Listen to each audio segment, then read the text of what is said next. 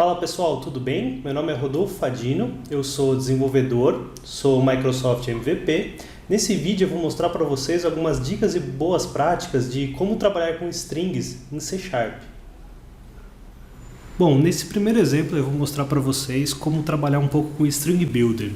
Então eu tenho um exemplo de um programa aqui que roda para 10.000 itens concatenando uma string com o operador mais igual, por exemplo.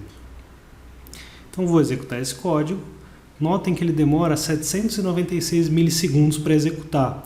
Então imagina lá que você tem uma lista com 10.000 produtos que você precisa concatenar e gerar um arquivo, por exemplo, para você mandar para o Sedex, alguma coisa assim do gênero.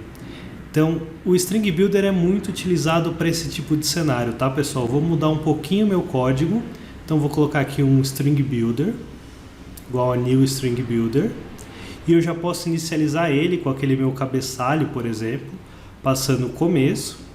E agora aqui dentro do looping eu vou usar o builder.append e vou passar o conteúdo que eu quero colocar nele, que é o conteúdo mais o índice, por exemplo. Digamos que esse índice fosse o código do meu produto. Vou executar, notem a diferença, ele já baixou para 40 milissegundos. Com 2 linhas de código. Vou executar de novo, 24 milissegundos. Então dá muita diferença. Vou criar mais uma linha aqui para a gente usar um cara chamado append format.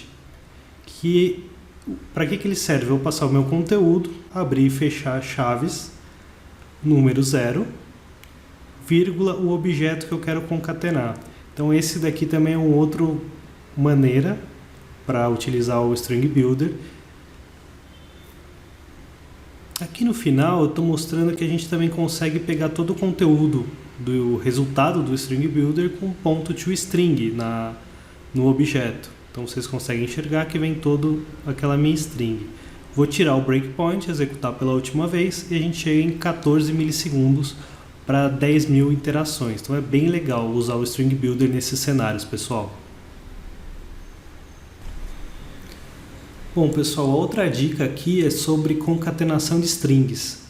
Então, por exemplo, aqui a gente está acostumado a precisar concatenar algumas strings, só utilizar o operador mais entre elas. Então, eu preciso criar uma variável chamada fullName, eu concateno meus nomes com o operador mais.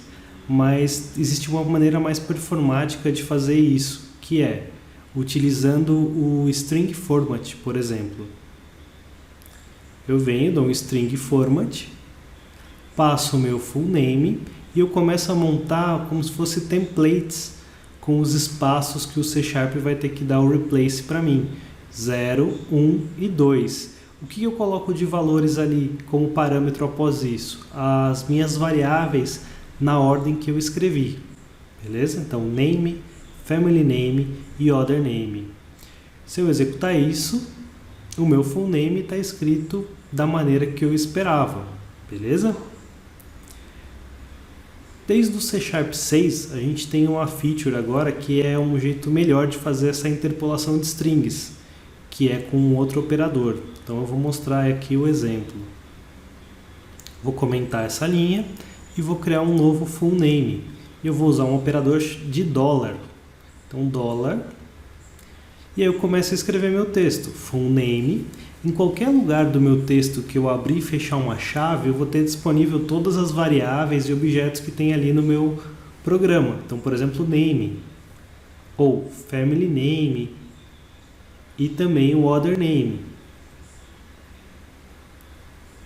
E é legal porque eu consigo concatenar com muito mais naturalidade as strings. Então, essa é uma outra dica que eu tenho para vocês, pessoal. Vou executar aqui meu código e reparem que o meu full name ficou como ele deveria ter sido feito. Nesse exemplo agora eu vou mostrar um pouco sobre comparação de strings. Então, quantas vezes a gente não compara uma string com, por exemplo, de um formulário, de uma URL que um usuário preenche, com uma de controle que a gente tem no nosso servidor ou na nossa aplicação? E na maioria das vezes a gente acaba dando um toLower para garantir que o usuário não escreveu a primeira letra maiúscula ou minúscula. Então, se eu executar esse código aqui, a gente vai ter uma ideia de quanto tempo demora para rodar isso daqui. Então, estou comparando o Rodolfo com o Rodolfo, demorou 47 milissegundos, porque eu estou dando um to-lower. Se eu executar de novo, 45 milissegundos. Então, qual que é uma maneira certa, uma maneira melhor para a gente fazer isso? Ao invés de eu ficar dando to-lower, eu consigo utilizar um método que tem na string chamado equal. Equals. E aí eu passo o que? O primeiro objeto, o objeto que eu vou comparar. E aí eu tenho uma propriedade de string comparison que chama ignore case. Nesse caso é invariant culture ignore case. Beleza? Se eu executar isso, vejam que ele baixou em mais de 10 milissegundos o meu código. Então, só de eu não ter que ficar dando to-lower, eu uso um método específico para fazer comparação de string. Então, essa é uma das outras dicas.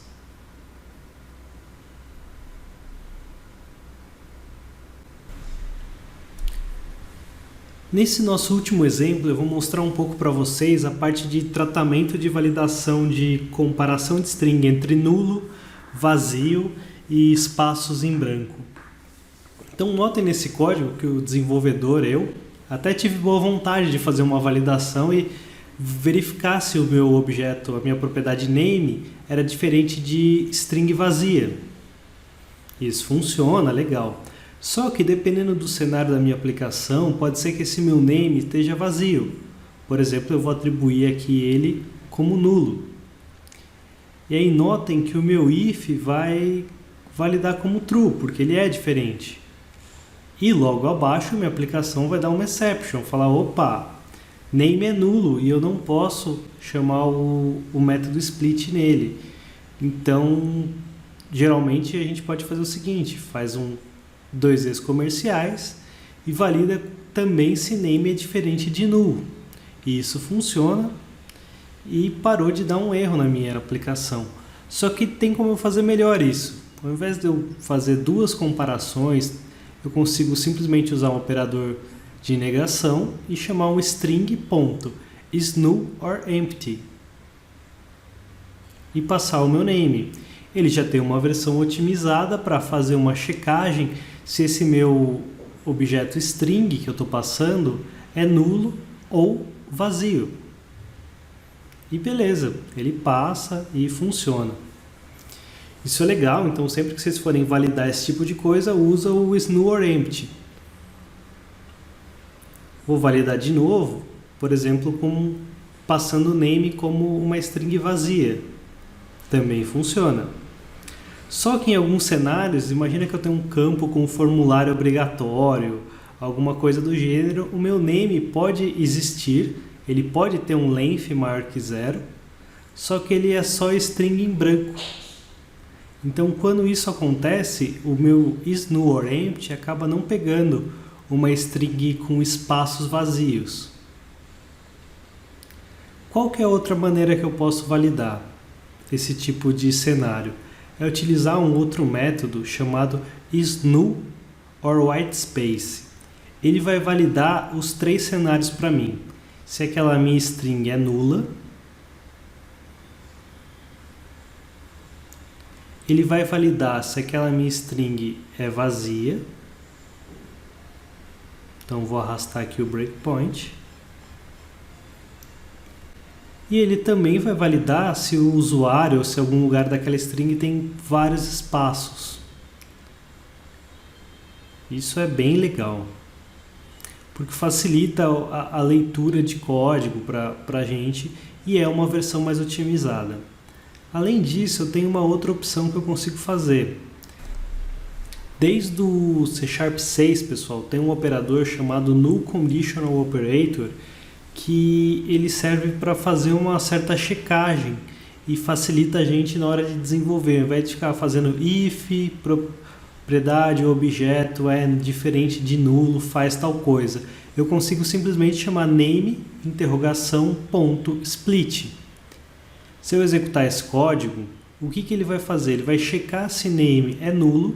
Se for, ele vai retornar nulo para a variável result.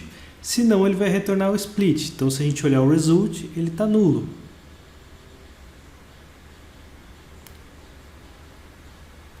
E aí ele evita que a gente faça todo aquele código fazendo com vários if, tal objeto é diferente de nulo, para daí a gente poder chamar o método. Então ele garante para a gente que não vai estourar uma exceção e já fica até mais fácil de ler e escrever o código.